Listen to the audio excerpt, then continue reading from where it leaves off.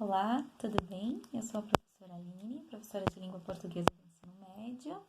Seja muito bem-vindo à nossa live de correção. Eu gostaria de corrigir com você, aluno da segunda série, alguns exercícios que foram solicitados na aula da semana 6. Então, para essa aula, eu preciso que você esteja com seu material. Caso você não esteja com seu material em casa, você pode acompanhar aí a correção pelo positivo on. Mas é bem importante que você faça as correções no caderno, ok? Assinale ali, marque qual a página que você fez, o exercício e as respostas das questões, ok? Só para a gente lembrar um pouquinho, o gênero trabalhado foi o gênero artigo de divulgação científica. E é bem importante lembrar qual é a função desse tipo de texto, que na verdade é validar de uma maneira bem eficaz, né, por meio de muita pesquisa. A pessoa que escreve um artigo de divulgação científica lê muito, porque não pode dizer nada baseado em achismo. Na verdade, você vai validar a sua tese, né? Aquilo que você pretende ali ensinar por meio desse seu texto. Lá no início do material de vocês, lá na página, eu estou com o material aqui em mãos, talvez as nossas páginas aí, talvez dê uma diferençazinha de número de página, mas tá bem no comecinho, tá? Aqui no meu material está na página 6, quando comenta ali que esses textos apresentam um discurso científico organizado com o propósito de validar a pesquisa. Quando fala de validar a pesquisa, é justamente porque a pessoa lê muito, o articulista lê muito, para conseguir chegar no resultado final, que é o seu artigo, tá? Lembrando sempre que a linguagem utilizada é uma linguagem geralmente bastante objetiva, ok?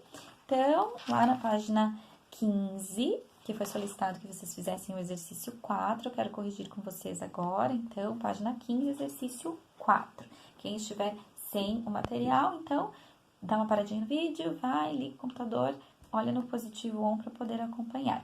É bem importante que vocês tenham, para conseguir fazer aí, responder o exercício 4, é fundamental que você tenha feito a leitura, que na verdade foi feita na aula anterior, da semana 6, mas fazer novamente, se for o caso, se você não lembra mais, faz a leitura ali do artigo, que na verdade tem um resuminho ali do artigo Abelhas Vigiadas, tá bem? Então é bem importante fazer essa leitura. Exercício 4.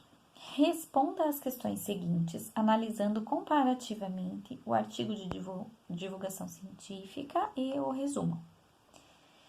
Letra A. Para redigir Abelhas Vigiadas, o autor do artigo precisou selecionar informações das pesquisas e resumi-las. Esse procedimento é semelhante ao da elaboração de um resumo? Explique sua resposta. Então, assim, primeira coisa, quais são os critérios essenciais aí no gênero resumo?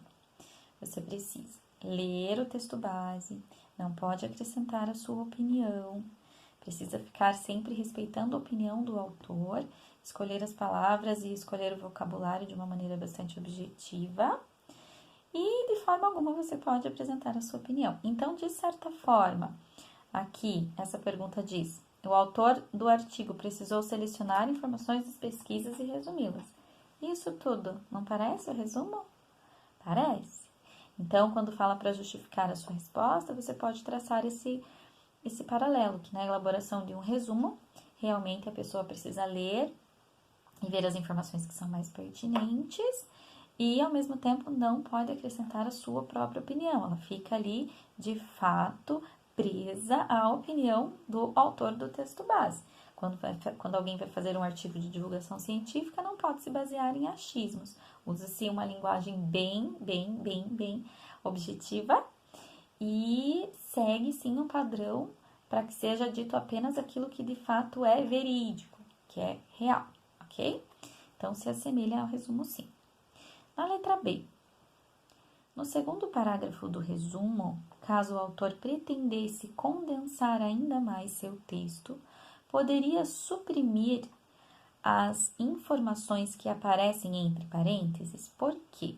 Então, é bem importante que você volte lá no seu texto base e veja as informações que estão entre parênteses, que na verdade são as etapas da pesquisa feitas por Souza, mas, de certa forma, aquilo poderia ser tirado, não ia comprometer o texto todo. mas ele quis acrescentar a informação, tá? Só isso, não iria comprometer o entendimento, porque ele comenta ali nos parênteses, no segundo parágrafo, ele comenta o desenvolvimento dessa pesquisa, ok?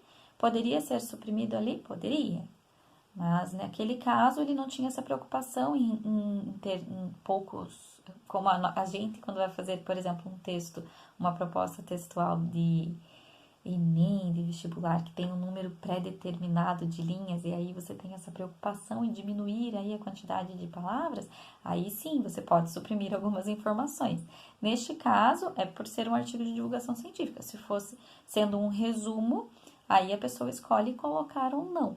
Não traria prejuízo à interpretação do texto. Letra C. Ainda no segundo parágrafo, as informações sobre como funciona o monitoramento das abelhas na pesquisa de Souza poderiam ser eliminadas. Caso o autor pretendesse mostrar para o professor que fez uma leitura atenta e cuidadosa do artigo, justifique a sua resposta. Neste caso, pessoal, por isso que é tão importante voltar ao texto base. Nesse caso, as informações elas são pertinentes, porque algumas pessoas não sabem o significado de abelhas vizinhas, não conseguem fazer essa relação, nunca ouviram falar. Então, neste caso, suprimir a informação traria prejuízo ao texto. Por isso que é tão importante que você volte ao seu texto base e observe qual é o trechinho que está sendo mencionado.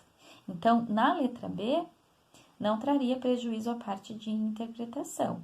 Apenas acrescenta ali uma informação, um detalhezinho, é uma explicação. Já na letra C, tirar aquela informação sobre como funciona o monitoramento das abelhas na pesquisa, aí sim traria prejuízo no momento da interpretação textual, ok? Então, não pode suprimir aquela informação. Espero que você tenha acertado, quem tentou fazer, ótimo, tá? Vamos para a página agora. Eu quero que vocês vão lá para a hora do estudo. O meu material se encontra na página 32 e 33. Os exercícios solicitados foram os exercícios 1, 2, 3 e 4, ok? O exercício 1 eu ainda consigo ler com vocês, mas os outros eu preciso que vocês façam a leitura do texto base, as alternativas eu acredito que dê tempo da gente fazer nessa aula sim, ok? Número 1. Qual é o animal mais estranho do planeta? Existem animais estranhíssimos na natureza, mas poucos são mais bizarros do que o ornitorrinco. Trata-se de um mamífero, mas possui bico de pato e põe ovos. É tão estranho que em 1798, quando o primeiro exemplar empalhado chegou à Inglaterra, os zoológicos o denunciaram como falso. Até as combinações cromossômicas dos ornitorrincos são estranhas. Enquanto os outros mamíferos bastam dois cromossomos sexuais, XX ou XY, para que se determine se são machos ou fêmeas, os ornitorrincos precisam de 10X para uma fêmea e XY, XY, XY, XY, XY para o macho. De acordo com o texto, revela-se determinante para comprovar a estranheza do ornitorrinco, um mamífero que possui bico de pato e põe ovos, o fato de: letra A. Poucos animais da natureza são mais bizarros do que ele. Letra B. Machos e fêmeas da espécie são determinados geneticamente por 10 cromossomos.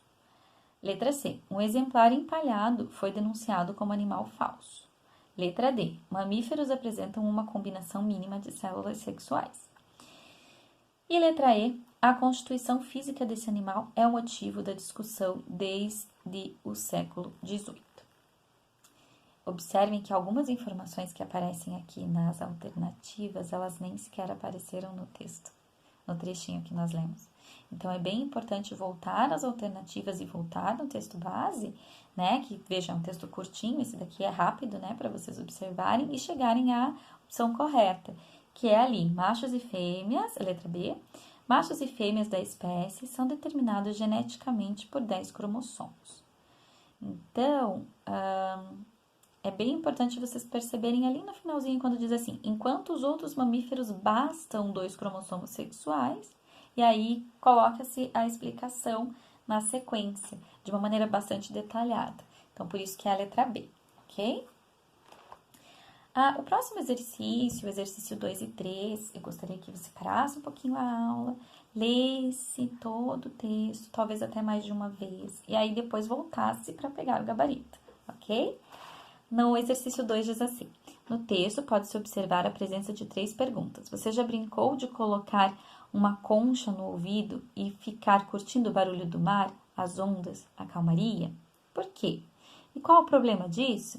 Que função cumprem no texto tais perguntas?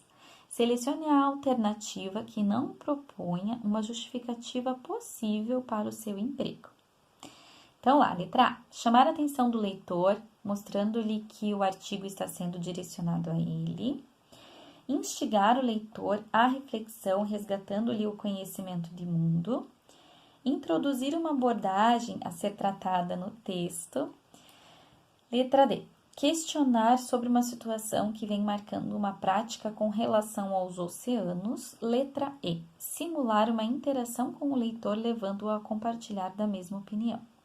Aqui é importante que você faça bem a leitura do enunciado para perceber o que está sendo solicitado. A alternativa que não propõe uma justificativa possível para o seu emprego. Não, tá? A única que não propõe. Então, é a letra D, questionar sobre uma situação que vem marcando uma prática com relação aos oceanos. Por isso que é tão importante ler o texto base e reler o enunciado da questão. Número 3, ainda relacionado ao texto da super interessante, tá? Do texto pode-se depreender que, depreender, entender, saber, perceber, tá? As tartarugas, por exemplo, comem peixes misturados com lixo, enquanto os corais estão ficando pálidos. Conhecemos melhor o solo da lua que o fundo do mar. Os navios cargueiros, verdadeiros passageiros clandestinos, são uma ameaça à biodiversidade. Os oceanos, pequena parte do nosso planeta, estão virando um gigantesco lixão. Desculpem, letra C. Os navios cargueiros, eu misturei com oceanos de cima. Os navios cargueiros, verdadeiros passageiros clandestinos, são uma ameaça à biodiversidade. Letra D, agora sim. Os oceanos, pequena parte do nosso planeta, estão virando um gigantesco lixão. Letra E. Uma possível solução para amenizar o declínio dos estoques de pesca é a aquicultura, as fazendas marinhas. Hoje, esse é o setor de indústria alimentícia que mais cresce no mundo. Percebam que pede a essência do texto no enunciado, tá? E não porque em alguns momentos, algumas situações, alguns comentários das alternativas apareceram no texto base, mas veja o que é mais importante, ok? Então, nesse aqui, a correta é a letra C. Os navios cargueiros, verdadeiros passageiros clandestinos, são uma ameaça à biodiversidade, ok? A número 4, leia o texto de Paul Horitz, físico da Universidade de Harvard. É um texto curtinho, eu consigo ler ainda, dá tempo. No universo garantido, na nossa galáxia, extremamente provável. Por que não encontramos aliens ainda? Talvez nossos equipamentos não tenham sensibilidade suficiente, ou não sintonizamos o sinal de rádio correto. Esse texto também é da Super Interessante do ano de 2006. Tendo em vista os argumentos utilizados por Paul Horitz, pode-se inferir que ele, inferir, deduzir, compreender, tá? Letra A. Garante a existência de aliens, apoiando-se em comprovações científicas. Letra B. Prova que nosso encontro com o extraterrestre é apenas uma questão de tempo. Letra C. Gente, só observem os detalhes. Ele prova? Não, ele menciona, mas ele não apresenta nenhuma prova. Na letra A, ele garante a existência? Não, ele sugere, tá? Revela suas ideias em uma escala que varia em diferentes graus de certeza. Pode ser essa? Pode ser, já marca um xizinho ali do lado. Sustenta seu ponto de vista com base em resultados verificados por equipamentos adequados. Pode ser essa? Não, porque ele não sustenta o ponto de vista. Ok? Talvez, se o texto estivesse inteiro, será que depois, na sequência, ele sustenta o ponto de vista? Mas nesse trechinho apresentado em destaque, não, ele não apresenta nenhuma justificativa, ele não sustenta a tese dele, ok? E a letra E, reconhece a existência de vida alienígena em nossa galáxia. Não conseguiu comprovar, né? Tanto que ele diz ali, ou não sintonizamos o sinal de rádio correto. Ele não conseguiu comprovar, ok? Então, a única possível, a única correta é a letra C. Revela suas ideias em uma escala que varia em diferentes graus de certeza. Só para revisar com vocês aqui o gabarito. A número 1, correta a letra B. A número 2, correta a letra D. E a número 3, correta a letra C.